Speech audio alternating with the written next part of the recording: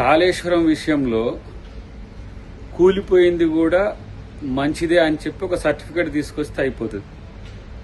BRS party నాయకుల యొక్క ప్రకటనలు చూస్తే నవ్వు వస్తుంది. సిడబ్ల్యూసీ పర్మిషన్ ఉంది, కేంద్ర ప్రభుత్వం అన్ని రకాల అనుమతులు ఇచ్చింది, కూలిపోయేటట్టు కూడా కట్టమన్నది అని చెప్పేసి ఒక రిపోర్ట్ ఇవ్వండి.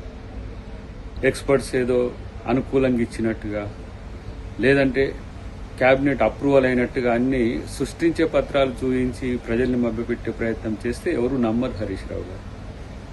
ఫస్ట్ కూలింది ఎందుకో దానికి కారణం చెప్తే అన్నిటికి కూడా సమాధానం దొరుకుతుంది. ఇప్పుడు కూలకపోతే దాని మీద చర్చ ఇంత రాకపో. అవినీతి, తర్వాత భూసేకరణలో జరిగిన అంశాలు, లేకపోతే ప్రాజెక్టు వాల్యూమ్ని పెంచడము, ప్రాజెక్టు డిజైన్ను మార్చడం, ఇవన్నీ కూడా చర్చలో ఉన్నాయి. ఎందుకు తొందరపడతారు? అసెంబ్లీలనే వద్దురు, దానికి సమాధానాలు చెప్తురు.